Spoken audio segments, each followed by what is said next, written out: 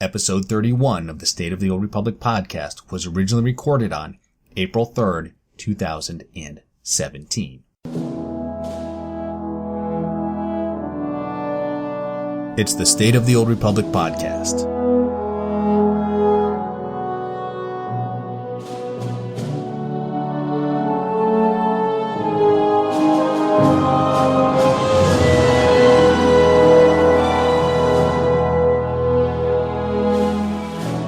Game Update 5.2 is a week away. I'll give you a full recap on all of the great features it promises to deliver.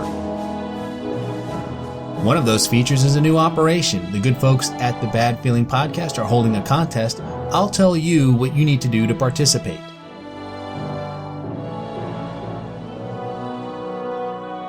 Finally, this week, the Eternal Championship and Star Fortresses were retuned to level 70. I finally got around to running them. I'll tell you how it went. And with that, it's time to make the jump to Lightspeed and check out the State of the Old Republic. Well, welcome to episode 31 of the State of the Old Republic podcast. I'm your host, Ted, and as you heard in the opening, I have another terrific show lined up for you today. First, as always, let's review some announcements for the Old Republic. And as you know, Game Update 5.2 will launch on April 11th.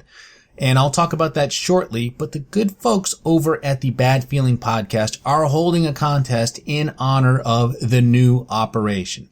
That's right, you can get fat loot in-game, and you can get even fatter loot out of game. Now, all you need to do to participate is send screenshots of the boss kill to Brian, that's B-R-I-A-N, at badfeelingpodcast.com.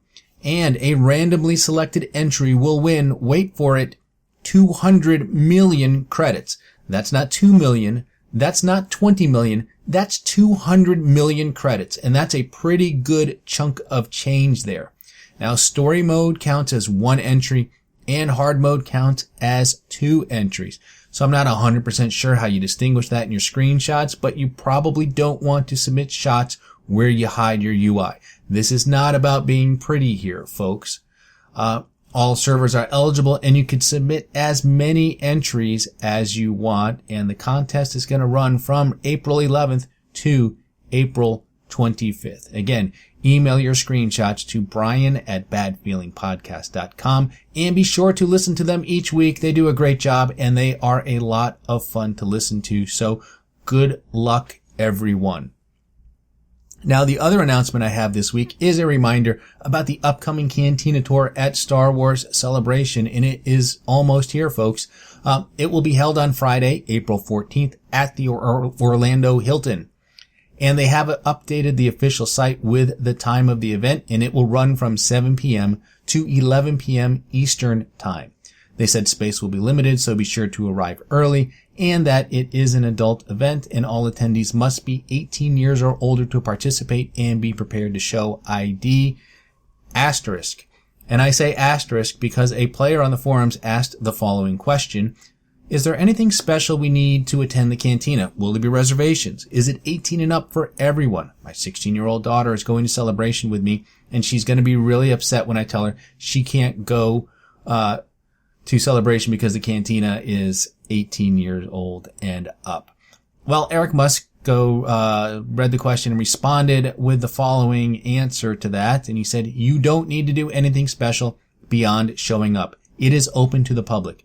No reservation/RSVP needed. Your daughter can absolutely attend. Our cantinas are almost always open to all ages.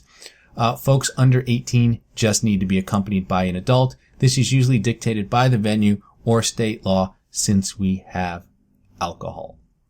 All right, so that's all of the announcements I have. And with that, let's slice the HoloNet and get to the news this week. And the big news is that Game Update 5.2 will go live on April 11th. And since this is the last show I'll have before the patch goes out, I thought it would be good to give a recap of everything that's coming in 5.2 because there is a lot of great stuff happening. There is going to be a new story in Daily Area on Iokath, and the only requirement to access the new area is that your character is level 70. You don't need to have an active subscription. However, I don't believe that you can get to level 70 without having had a subscription at some point during Knights of the Eternal Throne. You don't need to have completed the Knights of the Fallen Empire or the Knights of the Eternal Throne story, although it is highly recommended that you do so, as there will be spoilers, as well as the game's going to make some default choices for you as you start the new story on Iokath, and you may not have wanted to have made those choices without if you had gone through the story. So just something to keep in mind there. Progress through this new story on Iokath will not affect your progress in Knights of the Fallen Empire, in Knights of the Eternal Throne, if you have not yet completed those stories.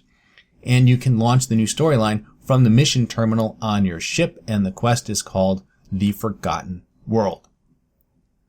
Now, as part of the story, you will need to choose whether or not you wish to align with the Empire or the Republic. Your past affiliations do not matter. A Jedi can align with the Empire, and a bounty hunter can align with the Republic. The choice, however, is only limited to Iokath. This is not, I repeat, this is not a faction change. So you will still technically be, your class will retain its, faction that it had when you created it. Anyway, there will be 2 returning companions, Malavie Quinn and Alara Dorn, and your faction alignment will have an impact on who you get to see and how you interact with them. So choose wisely. I also believe there will be a new reputation as well, although I'm not 100% certain of that, but I think there will be. The quests in the daily area will be a little different, and during one of the live streams they described the questing hub as version 2.0, which means we'll get to do some cool things like pilot a walker and so forth. So this should be more than just, kill 10 of this and collect 20 of that. There will be a world PvP element to all of this. However, this will only affect you if you are on a PvP instance. If you are on a PvE instance, you will have nothing to worry about. Now, if you are on a PvP instance, this is how it will work.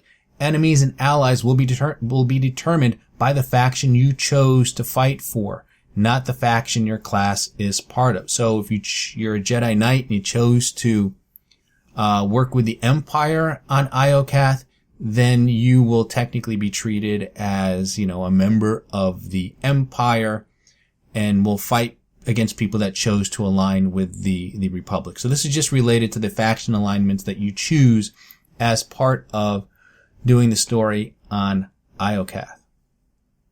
You will be able to loot Iokath specific currency from other players that kill you. And then on Iokath, you'll get to spend that currency to do special things like pilot a walker and use the walker to kill more players. They did mention that the currency is not limited to PvP, and it will be obtainable from other sources on Iokath as well. So there will be a new operation called Gods from the Machine. It has 5 bosses. However, only the first boss will be released with 5.2. The remaining bosses will be released throughout the year. The first boss is Tyth, the God of War, and he will have story and veteran mode. Master mode will be released later in the year. Story mode will drop tier 3 gear, and veteran mode will drop tier 4 gear. And I'll have more on that in just a minute. Story mode will be accessible from the group finder, and you only need to be level 50 for that, and will be bolstered accordingly. But also, you will need an active subscription to access the new operation. Now, Game Update 5.2 is introducing a number of changes to Galactic Command and gear.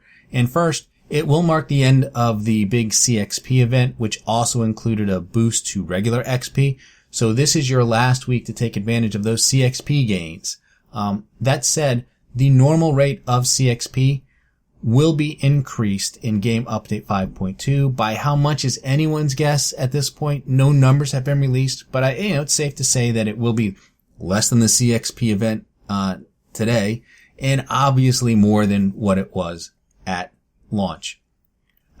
My feeling is the event rate feels pretty good, and they ought to just leave it as is, especially since we will continue to need to earn CXP in Game Update 5.2.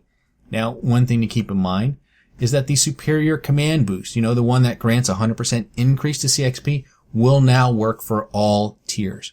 And there are 2 versions, one you can buy from the cartel market, and one that you can purchase for 200 command tokens, so that will certainly take the edge off of things as you earn those tier 4 crates. And yes, that's right. Game Update 5.2 is introducing a new tier of gear. There will not be any new ranks beyond 300, and any crates that you earn once you hit rank 300 will have tier 4 gear. And it should be noted that this only applies to crates earned after 5.2 goes live. If you're rank 300 now and are holding on to crates, they will have tier 3 gear in them when 5.2 goes live. Now, tier 4 crates will only have prototype blue, artifact purple, and legendary gold gear, and tier 4 prototype gear will have a set bonus. That's right, so every piece of gear that you get from a tier 4 crate will have a set bonus. And by that I mean the wrists, the waist, the head, the chest, the legs, gloves, and feet. They're not adding set bonuses to implants, ears, and relics or weapons.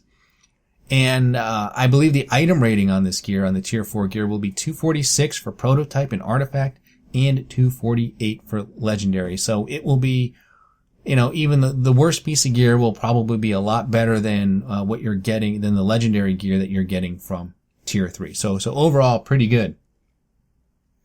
Additionally, crates are changing in Game Update 5.2 so that the drops will get increasingly better as you progress through a tier. Now, this applies to tier 1 through tier 3. I don't believe this applies to tier 4 since there's no new ranks. I don't think the game is going to progress or track the number of crates that you get, which is probably partly why they decided to give that prototype blue stuff set bonuses. But anyway, what this means is basically a crate that you get at rank 299 will have a far better chance of dropping a tier 3 legendary item than a crate earned at rank 210. And the quality of the loot in the crate is determined when you earn the crate, not when you open it. So you can't go through a whole tier, save up the crates, and then open them up thinking you're going to have this increased chance of better loot. That's not how it's going to work. The items that you get inside, of course, are determined when you open the crate. And again, none of this is retroactive, and it will only apply to crates you earn after 5.2 goes live. So if you've been hanging on to these crates, hoping to take advantage of some of those changes, you're going to be out of luck.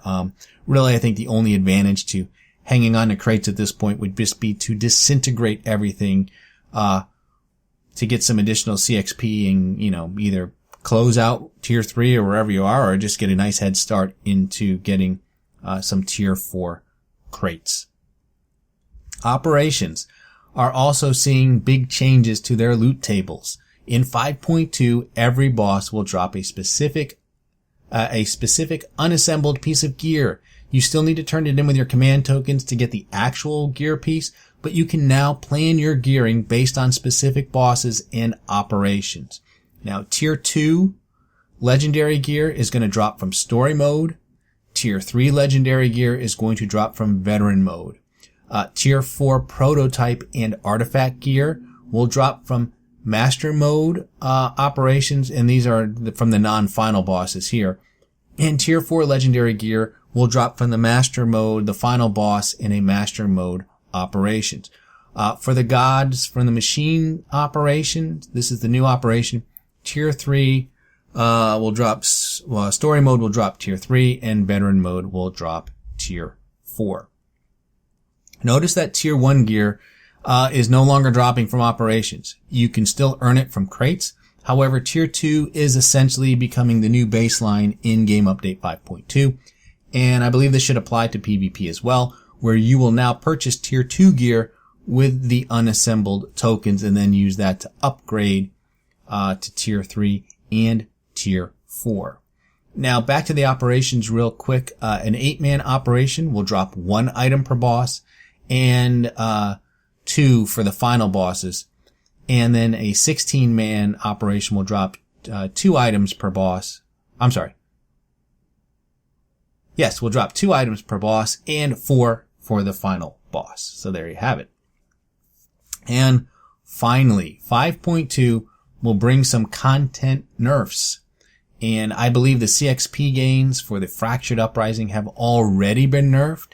And in 5.2, the CXP rewards for Knights of the Fallen Empire Chapters 1 and Chapters 2 are also getting nerfed to the ground. So if you've been using those to kind of boost your ranks and get some quick CXP, this is your last week to take advantage of that, as it will just become, the only reason to run those, I guess, in master mode would be for, just to check it off the box going forward in Game Update 5.2. So that's it. That's it for Game Update 5.2. Looks like a pretty decent update overall. It's got a little something for everyone. I mean, a new operation for those that like to raid, World PvP for those that like to PvP, and new story and daily hub for the solo enthusiasts out there.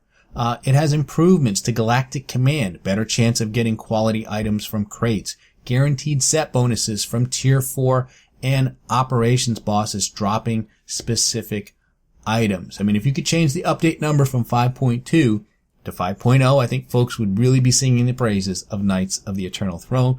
But anyway, here we are, and on April 11th, here we'll go. Alright, so finally this week, I wanted to talk a little bit about the Eternal Championship and Star Fortresses. They were both introduced last year and were level 65 activities. With Knights of the Eternal Throne, they were retuned to level 70. Now, I hadn't tried to run them because word was that they were much, much harder at level 70. But now that my main tune is in full 240 item rating gear, I decided to give the Eternal Championship and Star Fortresses another look. So I did the Eternal Championship on solo mode. I didn't try Solo Plus, and to be honest, they didn't run that mode back in the day, so to speak. So I have no way of comparing the before and after of that. But regarding solo mode for the Eternal Championship, I cleared it. And I had very little problem doing it. I mean, some of the fights felt like they took longer than before, but it's also been several months since I've run it, so I can't really say for sure. But for the most part, I felt like I breezed through it. I mean, I did die a couple of times, but that was mostly due to being rusty, rather than just the retuning to level 70. And there were a couple of times where my companion died, which really makes for, really causes a pretty big headache when that happens. Although I think for two of those bosses where that happened, I was far enough into the fight that I was able to close it out. And I should note here, I'm doing this all, when I say my main tune, it's a mercenary, I'm Arsenal spec, so I go in there obviously as a DPS, and I've got a companion. I was using Nico Okar, who has an influence level of 50, and I just kept him in healing mode the entire time. The last boss, I think, was probably the most annoying, and I don't know if it's always been like this, but at the end of the fight, the boss goes to the middle of the room, and you have to get in close as he does, because he does this big damage ability. So if you're standing outside of this circle, you're going to take huge amounts of damage, and you're going to die. Well, the issue here is my companion wouldn't move, and he'd always be standing outside the circle. And I was using Nico Okar in healing mode, and he'd just stand there like he had a few too many at the cantina and couldn't think straight. So that caused him to die on an attempt. And like I said, I was far enough into it that I was able to finish it off without needing him. But it was very frustrating to see that. And I don't recall that happening previously. But again, I can't say for certain. Now, I didn't try this, but I suspect though that I probably could have put him in passive mode, and then he would have run to me and been inside the circle in that little safety zone, and then I could have had him go active again. And maybe that'll fix the problem, but I'm not sure, and I only ran it one time. So the next time I go through it, I'll go ahead and give that a try and see if that fixes the problem, because, having the companion die at the end of that fight is nerve-wracking, to say the least, because there's a lot going on, a lot of damage, and you just kind of need to stay alive enough to just finish him off. But anyway, so I'm mostly 240 gear with full set bonus and a companion whose influence level is 50. Solo mode is absolutely doable. Now, is it worth doing? Maybe not every day, but certainly once a week. I mean, it's fun. And there are some nice decorations and other rewards, and you get an okay chunk of CXP for doing the weeklies. So, if you're holding off, I'd say, go back and give it a try if you've never done it. It's challenging and it's fun, and you should absolutely go do it. And I will say this, though, even though I completed it, I wasn't close to breaking any speed records, that's for sure. And I believe there's an achievement for getting through the whole thing in like 15 minutes or less. I don't know how people do that. I wasn't able to do that when it first came out, and sure as heck don't feel like I can do that now. So there you go. So go ahead and give the Eternal Championship a try. Like I said, if you're in tier 3 gear, and have a strong companion, I think you'll be able to go ahead and clear this. So the other thing I tried this week was the Heroic Star Fortress. Did the Star Fortress in veteran mode. This is where it's sort of like a Heroic 2. Of course, back at level 65 during Knights of the Fallen Empire, this was pretty easy to solo. You got some 220 gear and a good companion. Again, you could go through and just kind of plow through it and clear it, which was nice, because there is a weekly quest, and if you do it in veteran mode, you have to complete the weekly quest to complete 6 Star Fortresses. And if you do it in veteran mode, 1 run counts as 2, which is nice. Which is pretty good. But anyway, again, not really very hard at all. Kind of slow.